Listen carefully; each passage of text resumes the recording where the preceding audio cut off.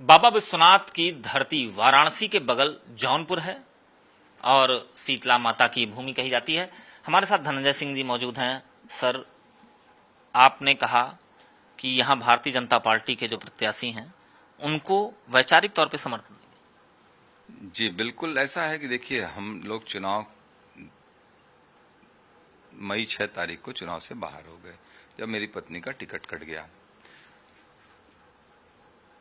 वैसे भी मुझे बाहर रखने का प्रयास किया गया, फर्जी मुकदमे मुझे एक सजा हो गई तो मैं चुनाव से बाहर हो गया था। चुनाव मुझे लड़ना था और जब टिकट कटा तो उसके बाद 7-8 दिन लगा सारे लोग, हमारे जितने सहयोगी थे राजनीतिक, जो पिछले 25-30 सालों से जिले की राजनीति में हम लोग छात्र राजनीति से आए, फिर मुख्यधारा की राजनीति में इंडिपेंडेंट एमएलए बने, एमपी बने और तमाम पदों पे हम लोग जिले में आज भी हैं।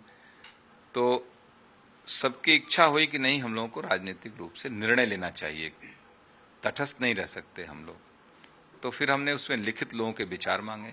कल हम लोगों की एक बैठक थी, उस बैठक में तमाम विचार आए। उस विचारों के आधार पर निर्णय लिया गया कि भारतीय जनता पार्टी को इस चुनाव में सहयोग कर दिया जाए।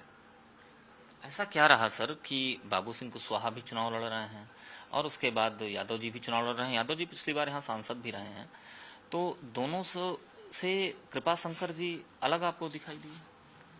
नहीं, कैंडिडेट का कोई विषय ही नहीं है, व्यक्ति का कोई चुनाव नहीं है, देश का चुनाव है और दो ध्रुवी चुनाव था।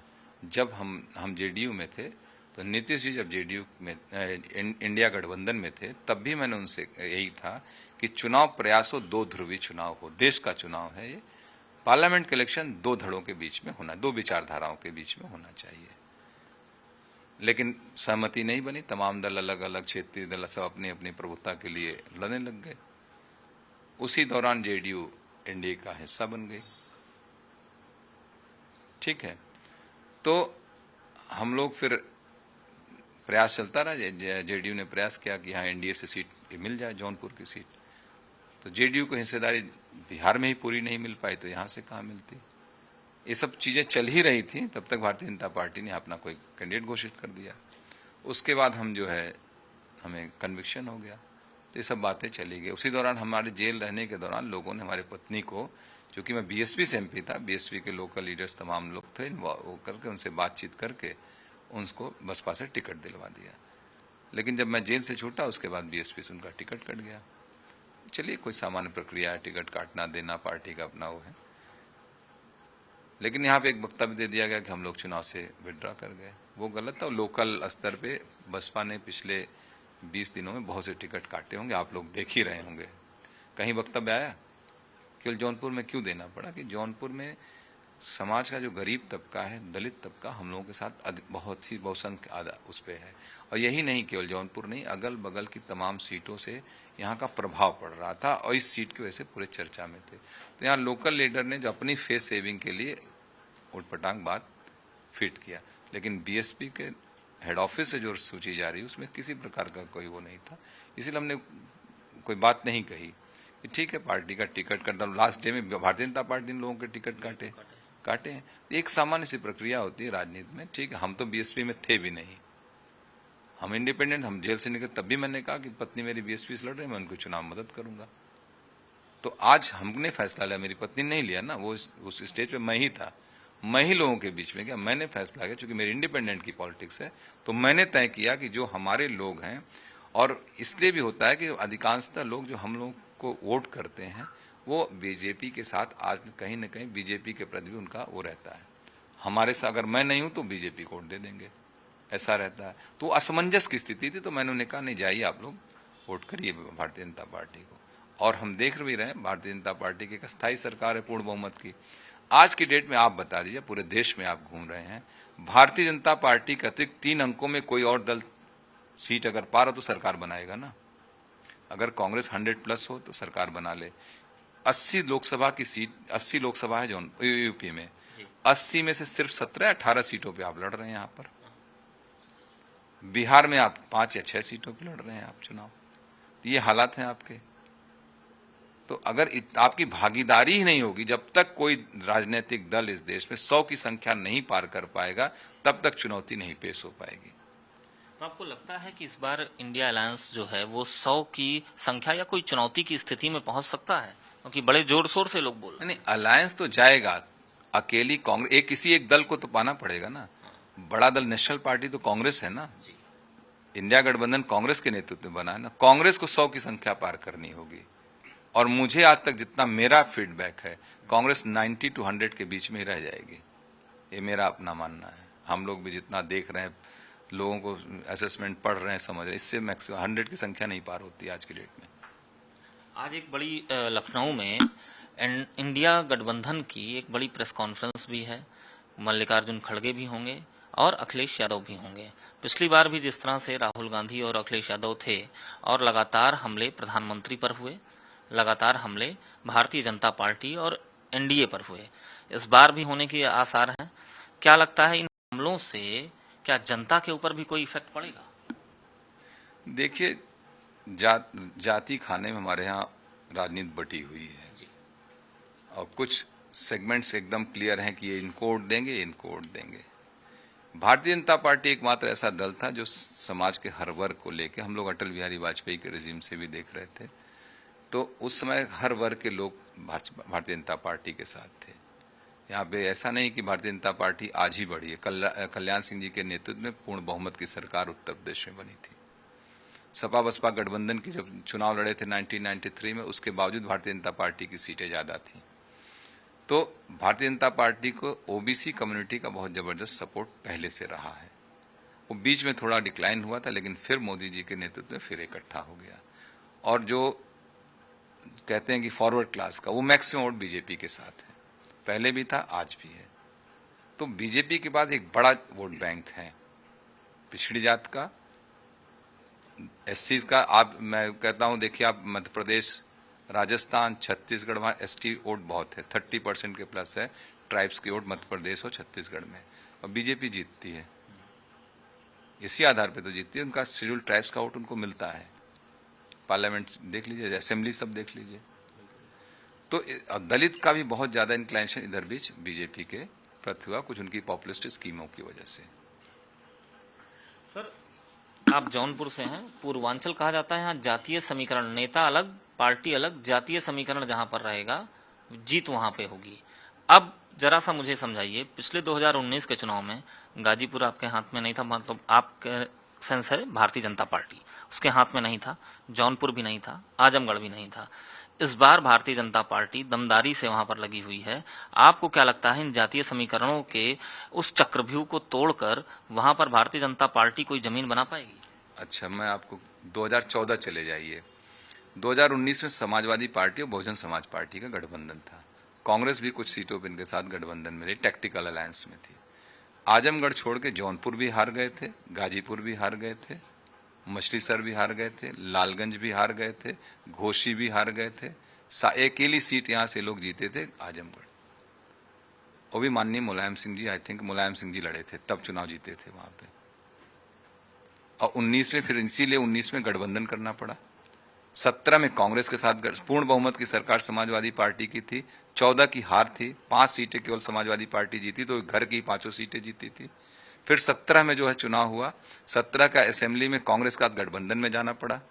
जो कांग्रेस साथ गठबंधन से दूर थी, वही पार्टी समाजवादी पार्टी पूर्ण बहुमत 225 से अधिक विधायक थे उनके पास। उसके बाद उन्होंने समझौता किया कांग्रेस के साथ, 300 सीट पे वो लड़ते हैं, 100 सीट पे वो लड़ते हैं। अब बुरी तरीके से पराजय होती है 17 में। तो जब आप समीकरण बना के चुनाव लड़े, तो आपने लड़ने का, थोड़ा खड़ा होने का प्रयास किया आपने।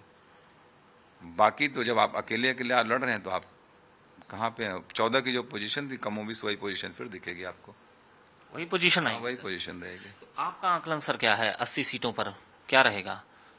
भारतीय जनता पार्टी को कितनी सीटें मिल जाएंगी? भारतीय जनता पार्टी जो अपनी पुरानी पोजीशन थी उसको रिटेन कर लेगी। 2014 वाली 2014 वाली 2014-2019 के बीच की पोजीशन रहेगी, थोड़ा 2014-19 के बीच की पोजीशन में। बिल्कुल। सर, एक सवाल यहाँ पर है कि जिस तरह से जो टिप्पणियों का दौर चलता है, आपने देखा होगा 19 में भी और इस बार भी, प्रधानमंत्री पर व्यक्तिगत टिप्पणियां जो की जाती हैं, क्या राजनीति में व्यक्तिगत टिप्पणियों की कोई जगह है? सार्वजनिक जीवन में राजनीतिक कोई भी व्यक्ति हो, किसी दल का हो, व्यक्तिगत टिप्पणी से सभी को बचना चाहिए। राजनीति में नीति, विचार और सिद्धांतों की चर्चा होनी चाहिए, आलोचना भी होनी चाहिए, समर्थन भी उसी आधार पे होना चाहिए। ये जिस तरीके से गिरावट आई है व्यक्तिगत आरोप प्रत्यारोप की, वो ठीक नहीं है। और इसकी सबसे बड़ी जो कमी मैं देखता हूं, पुराने समय में राजनीतिक कार्यशालाएं आयोजित करते थे राजनीतिक दल, उस प्रक्रिया में जो लोग निकल के आते थे उसमें उनकी बोली भाषा अच्छी हुआ करती थी। आजकल लोग सस्ती लोकप्रियता के लिए, चर्चा में आने के लिए कुछ भी किसी के खिलाफ बोल देते हैं। ये सरासर अनुचित है, मैं इसका कतई समर्थन नहीं करता हूं। अखिलेश यादव से एक बयान लिया गया कि 80 सीटों पर क्या रहेगा आपका, तो उन्होंने कहा कि एक सीट छोड़कर बाकी सीटों पर हम जीत रहे हैं। फिर पूछा गया एक सीट कौन सी, तो उन्होंने कहा क्यूटो। अब देखिए, अखिलेश जी बोल रहे हैं, पिछली बार भी मुझे याद है 2022 के नारा उन्होंने दिया था, 403 सीटों में उन्होंने कहा था 300 पार, मुझे याद है। तो देखिए, नारों तो जब हम लड़ते हैं चुनाव तो अपने कार्यकर्ताओं का मनोबल बढ़ाने के लिए इस तरीके के नारे हम देते रहते हैं। तो नारों पे इसको बहुत लाइट मोड में लीजिए। पार्टी के लिए, अपने पार्टी के लिए तो स्वाभाविक है, मनोबल बढ़ाने के लिए नारे देने चाहिए, दे रहे भी रहे, ठीक है, उसका कोई वो नहीं है, लेकिन ऐसी कोई स्थिति नहीं है। सर, एक क्षेत्रीय दलों को लेकर सवाल है, खास तौर पर चाहे वो इंडिया गठबंधन में हो चाहे एनडीए में हो, उन दलों को किस हिसाब से धनंजय सिंह देखते हैं? धनंजय सिंह की नजर में क्या है? अब देखिए, क्षेत्रीय दलों, नेशनल पॉलिटिक्स से मैं कहता हूँ, क्षेत्रीय दलों को मैं कहता हूँ कि विचारधाराओं के, इलेक्शन कमीशन को इसमें इंटरवीन करना चाहिए। स्टेट के इलेक्शन हो तो आप करिए, पार्टिसिपेट करिए, लेकिन नेशनल पॉलिटिक्स में इलेक्शन कमीशन को जरूरत है कि इलेक्शन कमीशन में रिफॉर्म की आवश्यकता है कि जब नेशनल प्रोस्पेक्ट में इलेक्शन हो, पार्लियामेंट का इलेक्शन हो, सिर्फ 2 ध्रुवीय चुनाव हो। ये कहीं न कहीं जितनी मल्टी पार्टी सिस्टम है, सबसे बात करें भाई 2 विचारधाराओं का चुनाव हो, तब देश में क्लैरिटी आ पाएगी। सर, नहीं तो टुकड़ों टुकड़ों में जब ये क्षेत्रीय दल आते हैं, कोई 2 सीट जीत गया, कोई 1 सीट जीत गया, सौदेबाजी बहुत होती है उससे। तो इस सौदेबाजी से देश नहीं चलता है। देश में विचारधाराएं क्लियर होनी चाहिए, हम इसके साथ हैं या इनके साथ हैं। सर, एक सवाल है कि जिस तरह से इंडिया गठबंधन के तमाम नेताओं ने मुस्लिम आरक्षण को की दलील दी, उस पर क्या लगता है, क्या इस देश में धर्म के आधार पर आरक्षण दिया जाना चाहिए? नहीं, धर्म के आधार पर आरक्षण नहीं दिया जाना चाहिए। वैसे भी मुस्लिम को इस देश में आरक्षण मिला हुआ है। मुस्लिम बैकवर्ड में बहुत सी तादाद है, बैकवर्ड मुस्लिम्स की, उनको रिजर्वेशन का, अब वो उस रिजर्वेशन का लाभ नहीं पा रहे हैं। सरकारों को, राजनीतिक पार्टियों को चाहिए कि उनको अच्छी शिक्षा दें, उनको जागरूक करें, वो सरकारी नौकरियों में आए, उस रिजर्वेशन का लाभ लेके मुख्य धारा में वो भी अपनी सहभागिता अदा करें। इस दिशा में काम करने की आवश्यकता है, ना कि वोट लेने के लिए मुस्लिम आरक्षण तो फला आरक्षण, इस तरीके की कौन सी बात है। कभी कभी मुझे याद है, हम लोग एमएलए थे 2002 से लेके 7 तक, माननीय मुलायम सिंह जी ने 17 जातियों को एससी में भेज दिया था, बना के यहाँ से प्रस्ताव विधानसभा से पारित करके उसमें भेज दिया कि जो ओबीसी की जातियां थी, जिसमें राजभर है, निषाद है, तमाम छोटी छोटी जातियां थी जिनकी संख्या कम है, उनको सबको एससी में डाल दिया था। और बिना एससी का 22% रिजर्वेशन उसको किए ही, उसमें कोई इजाफा करते, कुछ करते, आपने अपने से 27% से निकाल के आपने उनको 22% में ढकेल दिया। तो ये जब वोट के जब लाभ लेने होते हैं तो इस तरीके के निर्णय होते रहते हैं। सर, एक देश एक कानून यानी यूनिफॉर्म सिविल कोड, जिसको एजेंडे में रखा है भारतीय जनता पार्टी ने अपने, उसको लेकर धनंजय सिंह की क्या प्रतिक्रिया है? मैं एकदम यूनिफॉर्म सिविल कोड का मैं समर्थक हूँ।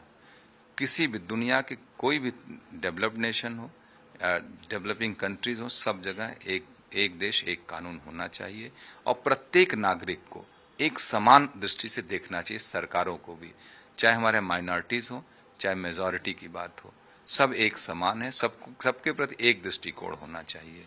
अगर हम कॉमन सिविल कोड की बात करते हैं, सब एक समान है। धर्म के आधार पर किसी को हम ऊंचा नीचा कम बेसी के रूप में नहीं देख सकते हैं। एक अंतिम सवाल है, कल प्रधानमंत्री जी आपके शहर जौनपुर में हैं, आप भी जाएंगे? नहीं, हम क्यों जाएंगे, सुनेंगे उनको? हम भारतीय जनता पार्टी, हाँ, टीवी पे जरूर सुन लेंगे। मन की बात भी सुनते हैं? नहीं, हमने तो कभी नहीं सुनी है। आपने नहीं सुनी? हाँ, शुरुआत में 1-2 बार, शुरू में जब 2014 जब शुरू हुई थी तो उस समय 1-2 बार सुने थे।